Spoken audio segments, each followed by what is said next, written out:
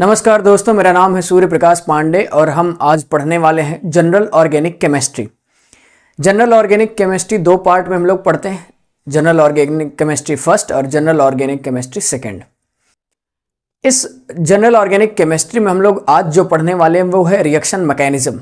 हम लोग इसमें पढ़ेंगे कि कोई रिएक्शन होता कैसे है, कोई रिएक्शन क्यों होता है, कोई रिएक्शन अगर होता है तो उसमें इंटरमीडिएट कौन जनरेट होता है, अटैकिंग रिएजेंट क्या होता है और कौन कौन से इलेक्ट्रॉनिक इफेक्ट होते हैं, उनके बारे में हमें इस पूरे चैप्टर में पढ़ना है। सबसे पहली बात जो अगर मैं बोलूं तो इसमें कुछ चीज़ें हम लोग जो पढ़ने वाले हैं वो है, नाम है बॉन्ड फिजन। बॉन्ड फिजन के बारे में हम लोग पढ़ेंगे। बॉन्ड फिजन दो तरीके का होता है, पहला हेट्रोलिटिक बॉन्ड फिजन और दूसरा होता है होमोलिटिक बॉन्ड फिजन।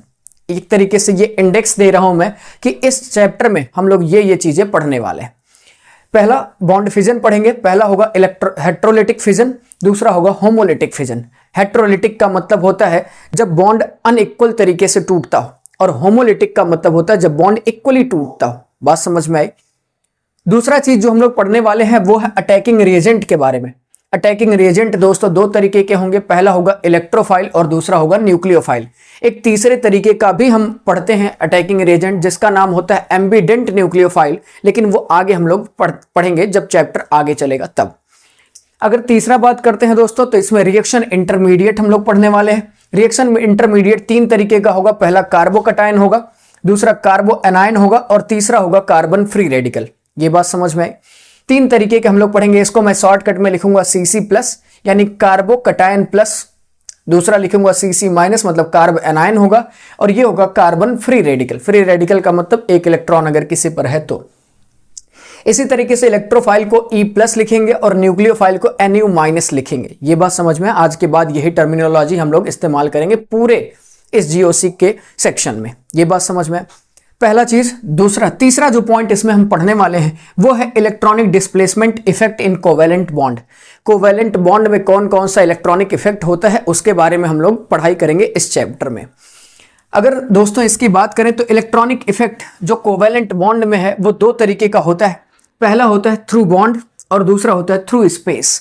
स्पेस वाला जो होता है वो फील्ड इफेक्ट होता है, जो कि हमारे सिलेबस का हिस्सा नहीं है, ना तो बोर्ड का, ना तो नीट का, ना तो जेई का, इसलिए हम इसके बारे में और डिटेल में पढ़ाई नहीं करेंगे।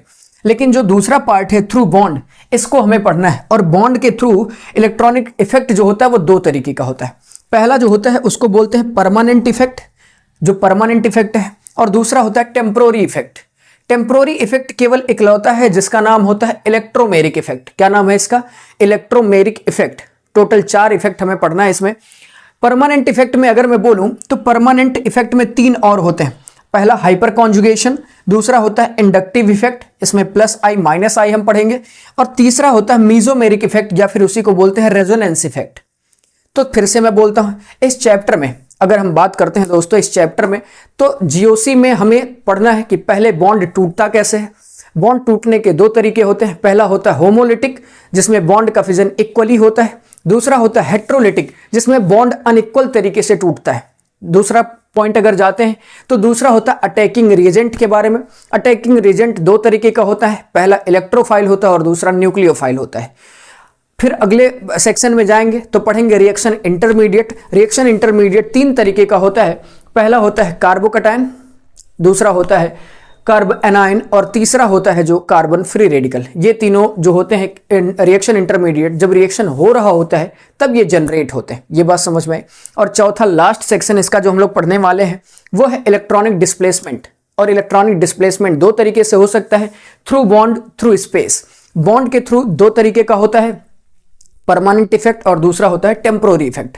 परमानेंट इफेक्ट 3 होते हैं, hyper conjugation, inductive effect, mesomeric effect या फिर उसी का दूसरा नाम है क्या? Resonance effect. जबकि जो टेम्पोररी इफेक्ट होता है वो एक होता है, नाम होता है इलेक्ट्रोमेरिक इफेक्ट। अगर दूसरी बात करते हैं थ्रू स्पेस, तो ये हमारे सिलेबस का हिस्सा नहीं है, ना तो बोर्ड में आएगा, ना तो नीट में आएगा, ना जेईई मेंस में आएगा। इस पूरे टॉपिक की पढ़ाई इसी सेक्शन में हमें करनी है। ये बात समझ में, और पूरा डिटेल में इसकी पढ़ाई करेंगे। अगर आप चैनल पे नए हैं तो उसको सब्सक्राइब कर दीजिए, वीडियो को लाइक करिए, कमेंट करिए, शेयर करिए। जो भी आपके डाउट्स हैं कमेंट में जरूर लिखिए। चलते हैं दोस्तों आगे। अब दोस्तों समझते हैं, पहला जो इंडेक्स में मैंने बताया था बॉन्ड फिजन, उसमें पहला हम लोग पढ़ते हैं क्या? Heterolytic bond fission. हेट्रो का मतलब होता है डिफरेंट या अनइक्वल बोलेंगे दोस्तों। अनइक्वल तरीके से जब बॉन्ड टूटता है कोई कोवेलेंट बॉन्ड तो हम उसको बोलते हैं क्या, heterolytic bond fission. Unequal fission होता है इसमें, कैसे, अब वही मैंने लिखा unequal bond fission. Heterolytic fission में क्या होता है, अनइक्वली टूटता है बॉन्ड। कोवेलेंट बॉन्ड बना होता है दो इलेक्ट्रॉन का, एक इलेक्ट्रॉन एक एटम का होता है, दूसरा इलेक्ट्रॉन दूसरे एटम का होता है। दोनों एटम, दोनों के इलेक्ट्रॉन आपस में शेयर करके ये बॉन्ड बना होता है। आप पढ़ चुके होंगे केमिकल बॉन्डिंग में कि कोवेलेंट बॉन्ड का फॉर्मेशन इलेक्ट्रॉन के शेयरिंग से होता है। अब जाहिर सी बात है कि एक कोवेलेंट बॉन्ड में, यहां पर बॉन्ड है, इस कार्बन और Br के बीच में जो बॉन्ड बना है वो कैसा है नेचर में, कोवेलेंट बॉन्ड। अब एक कोवेलेंट बॉन्ड में दो इलेक्ट्रॉन होंगे, दोनों का स्पिन अलग होता है। जब ये बॉन्ड टूटेगा दोस्तों तो ये इलेक्ट्रॉन चला जाएगा ब्रोमीन के पास। ये किसके पास चला जाएगा, ब्रोमीन के पास चला जाएगा। ये बात समझ में है। अब ब्रोमीन के पास ही क्यों गया, कार्बन के पास क्यों नहीं गया, तो ये डिपेंड करता है इलेक्ट्रोनिगेटिविटी पर। बताओ दोस्तों मुझे, कार्बन और ब्रोमीन में इलेक्ट्रोनिगेटिविटी सबसे ज्यादा किसकी, तो हम कहेंगे ब्रोमीन की इलेक्ट्रोनिगेटिविटी ज्यादा।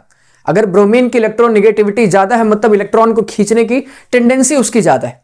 अगर इलेक्ट्रॉन खींचेगा तो उस पर नेगेटिव चार्ज आएगा और उस पर क्या जाएगा, पॉजिटिव चार्ज आएगा। ये बात समझ में आया। अब समझने वाली बात है कि यहां पर जो बना वो है CH3+ और ये बना Br-। ये जो CH3+ है दोस्तों, इसके अगर मैं बोलूं कार्बन, तो कार्बन के पास कितना इलेक्ट्रॉन है, वैलेंस इलेक्ट्रॉन टोटल कितने हैं इसके पास, तो कार्बन, अगर ये CH3 में इसको कुछ रिप्रेजेंट करूं तो ये कुछ ऐसा है, इस पे बना है प्लस। अब एक कोवेलेंट बॉन्ड ये, एक ये और एक ये बना हुआ है ना, ये बॉन्ड। एक कोवेलेंट बॉन्ड में कितने इलेक्ट्रॉन, दो इलेक्ट्रॉन। एक कोवेलेंट बॉन्ड में कितने इलेक्ट्रॉन, दो इलेक्ट्रॉन। और बॉन्ड कितना बना है, 3। इसका मतलब इस कार्बन के वैलेंस इलेक्ट्रॉन में, वैलेंस सेल में कितने इलेक्ट्रॉन टोटल, 6 वैलेंस इलेक्ट्रॉन। कितने इलेक्ट्रॉन है दोस्तों, वैलेंस, ऐसे शॉर्टकट में मैं लिख दे रहा, वैलेंस इलेक्ट्रॉन टोटल कितने हैं, 6 इलेक्ट्रॉन। अब 6 इलेक्ट्रॉन है, लेकिन हर कोई चाहता कितना है, हर कोई चाहता है कि उसके आउटर मोस्ट सेल में कितने इलेक्ट्रॉन हो, 8 इलेक्ट्रॉन हो। अब इसके भी 2 इलेक्ट्रॉन की कमी है, इसका मतलब इसको और कितने इलेक्ट्रॉन चाहिए, 2। मतलब इसको कहीं ना कहीं इलेक्ट्रॉन की रिक्वायरमेंट है। अगर इलेक्ट्रॉन की रिक्वायरमेंट है तो इलेक्ट्रॉन ढूंढेगा, और ऐसा कोई भी स्पीसीज जिसको इलेक्ट्रॉन चाहिए ऑक्टेट कंप्लीट करने के लिए उसको बोलते हैं इलेक्ट्रोफाइल। ऐसा कोई भी स्पीसीज जिसको इलेक्ट्रॉन चाहिए होता है अपना ऑक्टेट कंप्लीट करने के लिए उसको हम बोलते हैं इलेक्ट्रोफाइल। अब ये इलेक्ट्रोफाइल होगा, यानी ये जो CH3+ जनरेट हुआ ये एक इलेक्ट्रोफाइल है दोस्तों। ये क्या है, एक इलेक्ट्रोफाइल। ये बात समझ में। दूसरा, फॉर एग्जांपल जैसे मैं मान लेता हूं एक रिएक्शन करते हैं, ये CH3Br है। अब जाहिर सी बात है ये Br की इलेक्ट्रोनेगेटिविटी ज्यादा, तो ये अपनी तरफ इलेक्ट्रॉन को पुल करेगा, जो शेयर्ड इलेक्ट्रॉन है इनको अपनी तरफ खींचेगा। अगर ये अपनी तरफ खींचेगा तो इस पर पार्शियल नेगेटिव चार्ज डेवलप होगा और इस पे क्या डेवलप होगा दोस्तों, पार्शियल पॉजिटिव। अब ये कोई मान लेते हैं अटैक करने के लिए आया है, OH- न्यूक्लियोफाइल है एक। तो जब ये टूटेगा, पहले ये टूटेगा बॉन्ड इस तरीके से और यहां से जनरेट होगा क्या, CH3+। ये इलेक्ट्रोफाइल जनरेट हो गया। अब यही इलेक्ट्रोफाइल इससे OH के साथ मिलेगा, बन जाएगा CH3OH। ये बात समझ में आया। यहां से फिर से मैं बोल देता हूं, CH3Br है, OH- आया है रिएक्शन करने के लिए। तो बॉन्ड टूटेगा कैसे, CH3 पर प्लस आएगा और Br पर क्या आएगा, माइनस। ये CH3+ OH- के साथ मिलकर के बनाएगा CH3OH और Br- बचा रह जाएगा। एक चीज समझना ध्यान से दोस्तों, इस रिएक्शन में आयंस इन्वॉल्व है ना। अगर किसी रिएक्शन में आयंस इन्वॉल्व होते हैं तो उस रिएक्शन को हम बोलते हैं आयनिक या पोलर रिएक्शन। अगर किसी रिएक्शन में आयंस इन्वॉल्व हो तो उस रिएक्शन को बोलते हैं आयनिक या फिर पोलर रिएक्शन बोलते हैं। ये बात समझ में। अब कुछ पॉइंट समझ लेते हैं। हेट्रोलिटिक बॉन्ड फिजन में सिंपल सा अगर कोई हमसे पूछे कि हेट्रोलिटिक बॉन्ड फिजन क्या होता है, रीजन क्या होता है हेट्रोलिटिक बॉन्ड फिजन का, तो हम कहेंगे हेट्रोलिटिक बॉन्ड फिजन का मतलब अनइक्वली बॉन्ड का टूटना, कोवेलेंट बॉन्ड का अनइक्वली कोवेलेंट बॉन्ड का टूटना ही क्या कहलाता है, हेट्रोलिटिक बॉन्ड फिजन। दूसरा, पहला पॉइंट इसमें देखते हैं, in heterolytic bond fission ionic species are formed. देखो भाई, अगर हेट्रोलिटिक बॉन्ड फिजन हुआ है तो आयनिक स्पीसीज बना है, ये बना है एनायन और ये बना है कटायन। अरे बना है कि नहीं बना। दूसरा point, electronegativity difference favours heterolytic bond fission. Electronegativity में डिफरेंस अगर है दोनों एटम में तो वो फेवर करता है हेट्रोलिटिक बॉन्ड फिजन को। यहां देखिए, इस कार्बन और इस ब्रोमीन के बीच में इलेक्ट्रोनेगेटिविटी का डिफरेंस है और इसी वजह से यहां पर कौन सा बॉन्ड फिजन हुआ है, हेट्रोलिटिक बॉन्ड फिजन हुआ है। ये बात समझ में आई आपको। तीसरा पॉइंट समझते हैं दोस्तों, कोई organic reaction which proceed through heterolytic bond fission are known as ionic और पोलर रिएक्शन। ऐसा कोई भी ऑर्गेनिक रिएक्शन जो आयंस बन रहा हो, जिस रिएक्शन में आयंस बन रहे हो उनको, या फिर वो रिएक्शन हेट्रोलिटिक बॉन्ड फिजन के थ्रू चल रहा हो, उसको हम बोलते हैं आयनिक या फिर पोलर रिएक्शन बोलते हैं। तो ये था हेट्रोलिटिक बॉन्ड फिजन के बारे में। अगला जो टॉपिक हम समझने चल रहे हैं दोस्तों वो है होमोलिटिक बॉन्ड फिजन, जिसमें बॉन्ड इक्वली टूटेंगे। ये बात समझ में आइए देखते हैं। तो चलते हैं दोस्तों, अब की बार हम लोग नेक्स्ट टॉपिक पे चलते हैं, homolytic bond fission. Heterolytic bond fission आपने समझ लिया। Heterolytic bond fission polar medium में होता है और पोलर बॉन्ड में होता है, इसलिए उसको हमने बोला पोलर रिएक्शन, क्योंकि उसमें आयन जनरेट हो रहा था इसलिए हमने उसको आयनिक रिएक्शन भी बोला। अब चलते हैं होमोलिटिक बॉन्ड फिजन। होमो का मतलब होता है इक्वल और लिटिक या लिसिस का मतलब होता है ब्रेक डाउन। इसका मतलब यहां पर बॉन्ड का जो टूटना होगा वो कैसा होगा, इक्वल तरीके से होगा। इक्वल तरीके का कहने का क्या मतलब, क्योंकि ये जो पूरा चैप्टर है हम लोग पढ़ेंगे कोवेलेंट बॉन्ड के बारे में, और हमें पता है कोवेलेंट बॉन्ड बनता है इलेक्ट्रॉन के शेयरिंग से। दो एटम आएंगे, अपना इलेक्ट्रॉन शेयर करेंगे एक दूसरे से और बनता है जो बॉन्ड, उसको बोलते हैं कोवेलेंट बॉन्ड। जब भी यहां पर होमोलिटिक बॉन्ड फिजन होगा तो यहां पर इलेक्ट्रॉन जो दोनों है इस बॉन्ड में, एक इलेक्ट्रॉन इस हाइड्रोजन की तरफ जाएगा और एक इलेक्ट्रॉन इधर जाएगा। अब एक चीज याद रखना है, जब भी होमोलिटिक बॉन्ड फिजन होगा तो जो एरो इलेक्ट्रॉन के मूवमेंट का दिखाएंगे वो बहुत जरूरी है। अगर सिंगल इलेक्ट्रॉन के मूवमेंट को हम दिखाते हैं तो उसको फिश हुक एरो से दिखाते हैं या फिर उसको हाफ एरो कहते हैं। फॉर एग्जांपल जैसे मैं अगर ऐसे दिखा रहा, इसको बोलते हैं कंप्लीट एरो। इसको क्या बोलते हैं, कंप्लीट एरो। और ये दो इलेक्ट्रॉन के मूवमेंट को दिखाता है, ये दो इलेक्ट्रॉन के मूवमेंट को दिखाएगा। लेकिन अगर मैं यही fish hook arrow, half arrow इस तरीके से बनाता हूं तो ये एक इलेक्ट्रॉन के मूवमेंट को दिखाएगा। इसको क्या बोलेंगे, फिश हुक एरो। क्या बोलेंगे दोस्तों, फिश हुक एरो। ये बात समझ में आई। तो जब भी होमोलिसिस होगा तो वहां पर कुछ इस तरीके के एरो का इस्तेमाल करेंगे हम लोग। ये बात समझ में आई। अब होता क्या है, पहली बात ये समझ लीजिए कि यहां पर जो तीर के ऊपर लिखा हुआ है Hν डेल्टा सनलाइट, होमोलिसिस हमेशा हाई टेम्परेचर प्रेफर करता है। होमोलिसिस जब भी होता है तो वो हाई टेम्परेचर पर होता है, ज़्यादा टेम्परेचर होता है तो होमोलिसिस प्रेफर करता है, जबकि हेट्रोलिसिस जो होता है वो लो टेम्परेचर पर प्रेफर होता है। अब एक बात और समझना, यहां इस कार्बन और हाइड्रोजन के बीच का जो इलेक्ट्रोनेगेटिविटी डिफरेंस है वो बहुत कम है। जबकि अगर हम हेट्रोलिटिक बॉन्ड फिजन करवा रहे थे तो वहां पर कार्बन और दूसरे एटम जो था उसके बीच की इलेक्ट्रोनेगेटिविटी डिफरेंस ज्यादा थी, मतलब उनमें बॉन्ड पोलैरिटी था। यहां पर बॉन्ड पोलैरिटी बहुत कम होता है या ऑलमोस्ट निल होता है। अब देखना, यहां Hν का मतलब भी सनलाइट से, ऐसा समझिएगा। यहां पर डेल्टा का मतलब हीट या फिर सनलाइट वही दे दिया। मतलब होमोलिसिस जब भी होगा वो हाई टेम्परेचर पर होगा। यहां पर देखना बॉन्ड कुछ ऐसे टूटेगा, और अगर बॉन्ड टूटेगा तो ये फ्री रेडिकल जनरेट होगा। ये फ्री रेडिकल, ये कार्बन फ्री रेडिकल जनरेट होगा। अगर इसका हाइब्रिडाइजेशन बोलूं मैं तो इसका हाइब्रिडाइजेशन होगा sp2। sp2 कैसे होगा, ये केमिकल बॉन्डिंग में आप पढ़ के आए होंगे, और अभी जब हम फ्री रेडिकल के बारे में डिस्कस करेंगे तो वहां इसको डिटेल में समझेंगे। और दूसरा जो है हाइड्रोजन का फ्री रेडिकल जनरेट होगा। ये बात समझ में आई। अब एक एग्जाम्पल मैंने लिया है दोस्तों कि ये अल्कीन है, इसके ऊपर हम HBr का रिएक्शन करवाते हैं, किसके प्रेजेंस में, परऑक्साइड के प्रेजेंस में। ये रिएक्शन आगे आएगा। ये रिएक्शन जैसे होता है, नाम होता है एंटी मार्कोनिकॉफ रूल या फिर खरास इफेक्ट भी बोलते हैं इसको। यहां पर होता क्या है, क्योंकि परऑक्साइड के प्रेजेंस में HBr फ्री रेडिकल जनरेट करवाता है। जब भी परऑक्साइड आएगा तो वह HBr को फ्री रेडिकल में तोड़ेगा और इसको भी सेम तरीके से तोड़ेगा। तो यहां पर एक पाई बॉन्ड टूटता है, एक इलेक्ट्रॉन इस पर जाएगा और एक इलेक्ट्रॉन इस पर जाएगा। ये बात समझ में। तो यहां पर जो फ्री रेडिकल जनरेट होगा, ये यहां पर एक फ्री रेडिकल आएगा और यहां पर आएगा इस बॉन्ड के टूटने से। ये बात समझ में। अब दोनों पर फ्री रेडिकल आ गया, कुछ इसी तरीके से HBr भी टूटेगा। H पर फ्री रेडिकल आएगा और Br पर भी फ्री रेडिकल आएगा। अच्छा, अब ये H यहां किसी कार्बन से जुड़ेगा और Br भी इन्हीं दोनों में से किसी से जुड़ेगा। अब किस पर जुड़ेगा, तो ये बात याद रखना कि यहां पर आएगा हाइड्रोजन और यहां पर आएगा Br। ये क्यों आया, कैसे आया, ये हम लोग जब एंटी मार्कोनिकॉफ रूल पढ़ेंगे तो आएगा समझ में। अभी के लिए बस इतना समझिए कि परऑक्साइड HBr के प्रेजेंस में, HBr जब भी अल्कीन के साथ रिएक्शन करता है परऑक्साइड के प्रेजेंस में, तो वहां पर फ्री रेडिकल मैकेनिज्म होता है। बस इतना याद रखना है। ये बात समझ में आई।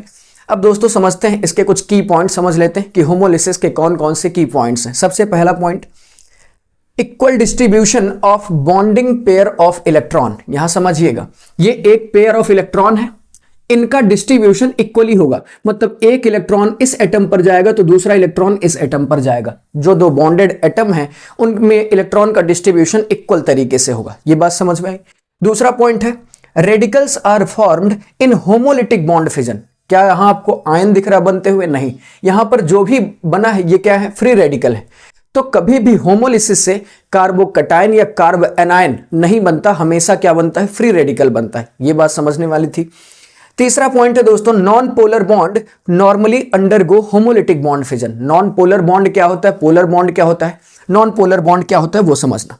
अगर मैं फॉर एग्जांपल हाइड्रोजन हाइड्रोजन के बीच का बॉन्ड बोलूं तो दोनों के बीच में इलेक्ट्रोनेगेटिविटी डिफरेंस क्या है दोस्तों? जीरो है। दोनों के बीच में इलेक्ट्रोनेगेटिविटी डिफरेंस क्या? जीरो। इसका भी इलेक्ट्रोनेगेटिविटी वही होगा जो इसका होगा। अगर इलेक्ट्रोनेगेटिविटी डिफरेंस जीरो है तो इस बॉन्ड को हम बोलेंगे नॉन पोलर बॉन्ड। क्या बोलेंगे? Non polar bond. लेकिन फॉर एग्जांपल अगर मैं यहीं पर कह देता हूं दोस्तों, यहां पर देख लीजिए, अगर मैं कह देता हूं HCl के बीच में, तो यहां पर हाइड्रोजन की इलेक्ट्रोनेगेटिविटी कुछ और, क्लोरीन की, हाइड्रोजन का होता है 2.1, क्लोरीन का होता है 3.5। अगर मैं बोलूं तो डेल्टा EN क्या जीरो आएगा? क्या? नहीं, डेल्टा EN जीरो नहीं आने वाला। इसका मतलब ये बॉन्ड जो होगा वो कैसा होगा दोस्तों? ये बॉन्ड होगा पोलर बॉन्ड। कैसा होगा? Polar bond. अब समझने वाली बात यह है कि जब भी होमोलिसिस होगा तो वो नॉन पोलर बॉन्ड में होगा। ये बात समझना, जब भी होमोलिसिस होगा तो वो नॉन पोलर बॉन्ड में होगा। जब हेट्रोलिसिस होगा तो वो किस में होगा? पोलर बॉन्ड में होगा। ये बात समझ में आई। अब बात करते हैं अगले पॉइंट की। लिखा है दोस्तों reaction that occurs by homolytic bond fission are known as non polar reaction, या फिर नॉन आयनिक रिएक्शन, या फिर उसी को बोलते हैं फ्री रेडिकल रिएक्शन। क्यों बोलते हैं ये समझते हैं।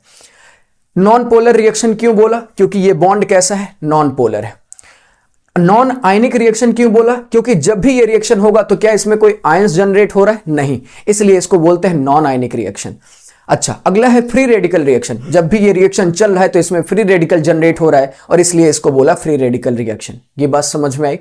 इसका उल्टा आप सोच सकते हैं हेट्रोलिटिक बॉन्ड फिजन में, वहां पर पोलर बॉन्ड में होता था तो हम उसको पोलर रिएक्शन बोलते थे। वहां पर आयंस जनरेट हो रहे थे उसको आयनिक रिएक्शन बोलते थे। वहां पर फ्री रेडिकल नहीं जनरेट हो रहा था तो उसको नॉन फ्री रेडिकल रिएक्शन भी बोल सकते, कोई दिक्कत नहीं उसमें।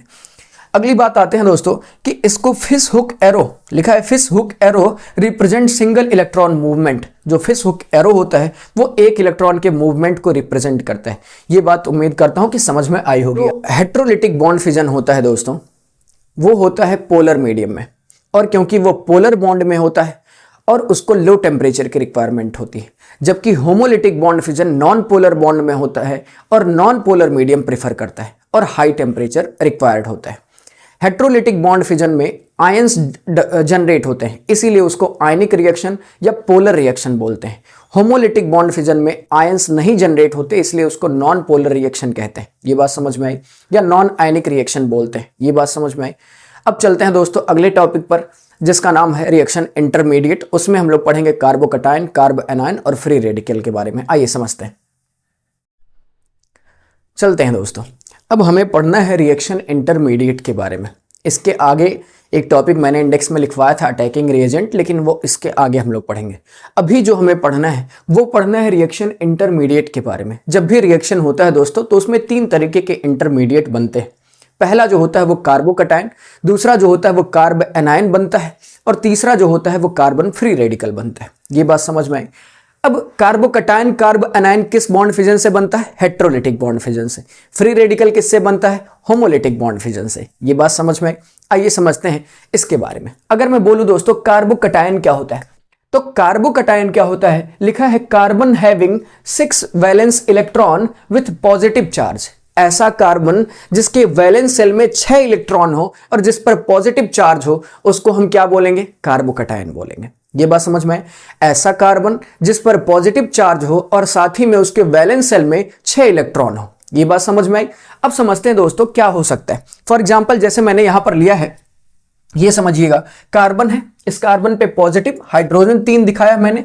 अगर इस कार्बन की बात करें दोस्तों तो इसका हाइब्रिडाइजेशन क्या होगा? तीन बॉन्ड पेयर है, लोन पेयर है क्या इस पे कोई नहीं है, तो इसका मतलब हाइब्रिडाइजेशन का क्या होगा इसका sp2। जब भी कार्बोकटायन आएगा दोस्तों उसका हाइब्रिडाइजेशन sp2 ही होगा। ऐसा मत सोचिएगा कि मैंने ये एग्जांपल लिया है, ऐसा कभी भी कार्बोकटायन जनरेट होगा उसका हाइब्रिडाइजेशन sp2 होगा। अब sp2 में कौन कौन से ऑर्बिटल इन्वॉल्व है दोस्तों, तो sp2 है तो इसमें ऑर्बिटल एक s का है और दो p के ऑर्बिटल है, एक px होता है और एक py होता है। इसका मतलब pz खाली है ना। देखो यहां पर इसका अगर मैं रिप्रेजेंटेशन करूं, ज्योमेट्री बनाऊं, तो कुछ ऐसा ज्योमेट्री बनेगा ट्राइगोनल प्लेनर। कैसा बनेगा दोस्तों, ट्राइगोनल प्लेनर ज्योमेट्री बनेगा इसका। ये हो गया H और ये H हो गया, और ये जो वैकेंट ऑर्बिटल आपको दिख रहा है इसको बोलते हैं pz। ये जो pz ऑर्बिटल है दोस्तों, क्योंकि हम जानते हैं p सबसेल में तीन ऑर्बिटल होते हैं, px py pz है ना। यहां पर जो हाइब्रिडाइजेशन में इन्वॉल्व हुआ है वो है px और py, लेकिन pz वैकेंट है।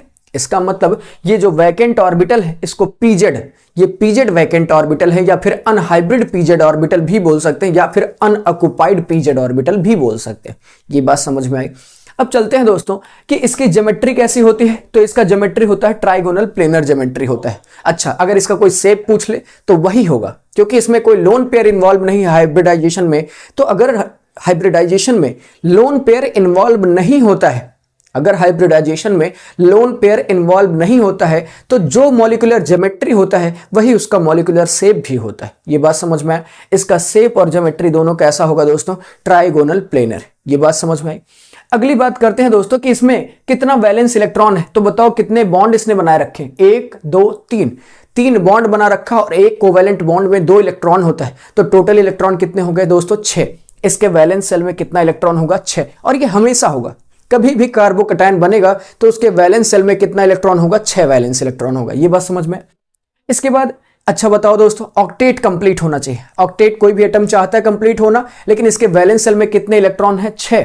इसका मतलब इसका ऑक्टेट कैसा है, इनकम्प्लीट है। अगर किसी का ऑक्टेट इनकम्प्लीट है तो वो कितने इलेक्ट्रॉन वो और चाहेगा, 2 इलेक्ट्रॉन चाहेगा कि नहीं चाहेगा। मतलब ये एक इलेक्ट्रॉन डिफिशिएंट स्पीसीज है, इसके पास इलेक्ट्रॉन की कमी है, ऑक्टेट नहीं कंप्लीट है इसका, और इसी वजह से ये इलेक्ट्रोफाइल होगा। ध्यान से सुनिएगा, क्योंकि इसके वैलेंस सेल में 6 इलेक्ट्रॉन, चाहता कितना है 8 इलेक्ट्रॉन, इसीलिए ये इलेक्ट्रॉन डिफिशिएंट है, इलेक्ट्रॉन की कमी है इसके अंदर, इसीलिए इसको बोलते हैं इलेक्ट्रोफाइल। इलेक्ट्रो का मतलब इलेक्ट्रॉन, फाइल का मतलब लविंग। ये बात समझ में आई।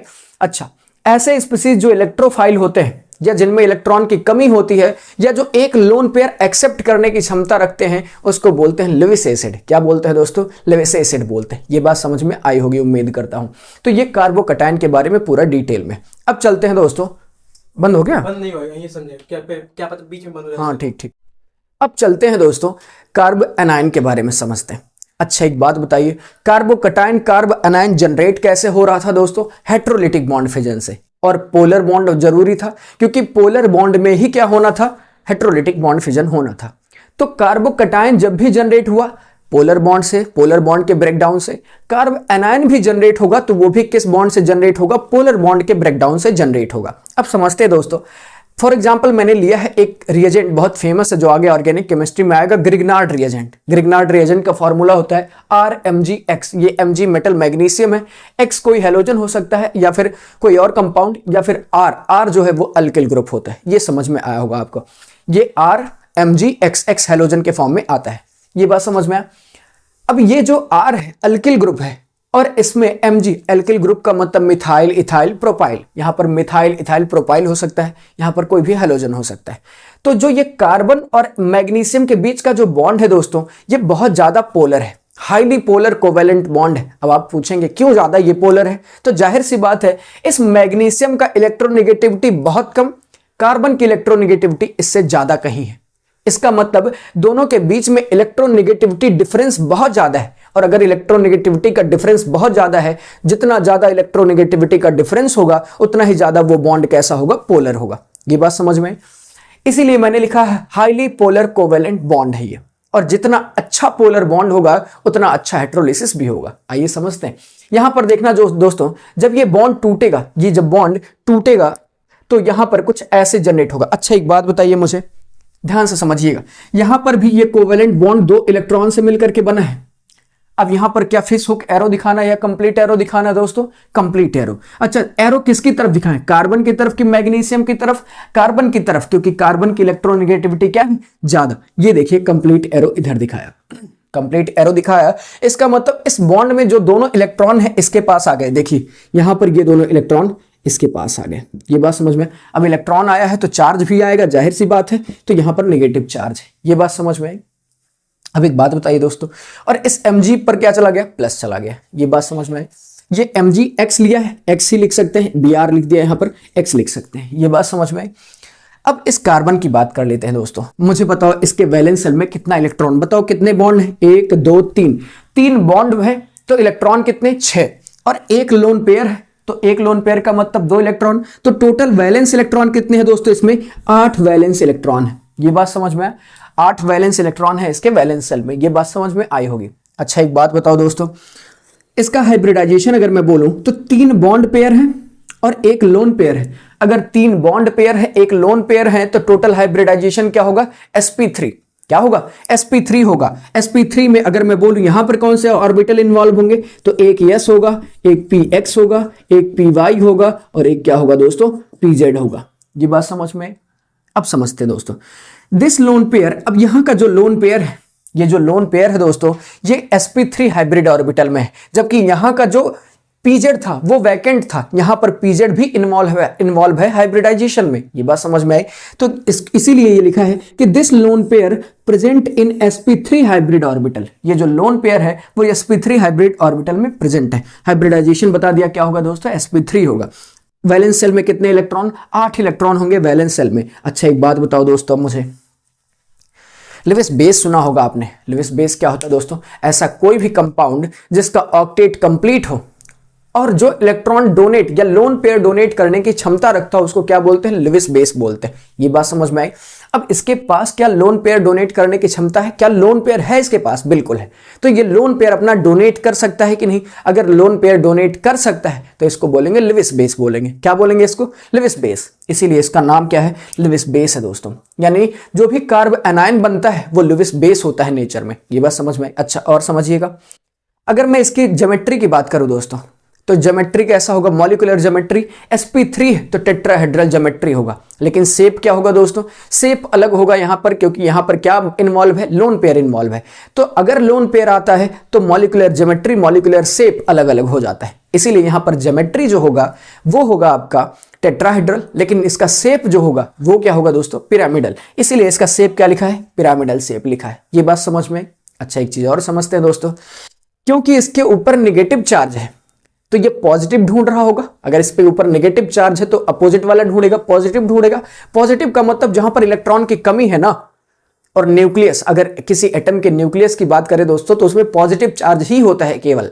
और इसीलिए इस कार्ब एनायन को न्यूक्लियोफाइल भी बोलते हैं, क्योंकि ये कैसा लविंग होता है? Nucleus loving. और न्यूक्लियस का मतलब पॉजिटिव, क्योंकि न्यूक्लियस में केवल प्रोटॉन पाया जाता है।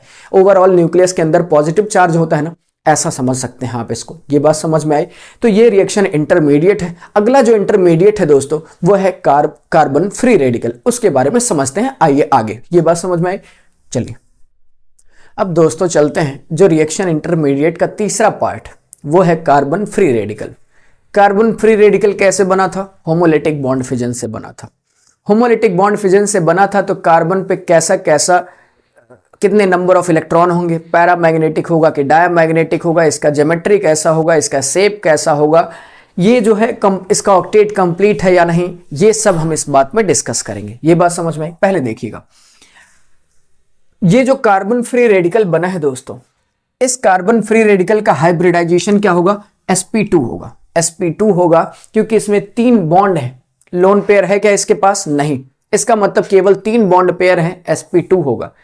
ये जो फ्री रेडिकल है इसको इंक्लूड करते हैं कब हाइब्रिडाइजेशन में, कब नहीं करते, ये आगे पढ़ेंगे केमिकल बॉन्डिंग में। अभी के लिए इतना बता देता हूं कि अगर इस कार्बन पे मौजूद फ्री रेडिकल है और इसके साइड एटम की इलेक्ट्रोनेगेटिविटी इससे कहीं ज्यादा है, मतलब हाइड्रोजन की जगह पर अगर ये फ्लोरीन होता तो फ्लोरीन की इलेक्ट्रोनेगेटिविटी कार्बन से ज्यादा होती कि नहीं होती? फॉर एग्जाम्पल जैसे मैं कहता हूं, ये ले लिया मैंने F और F।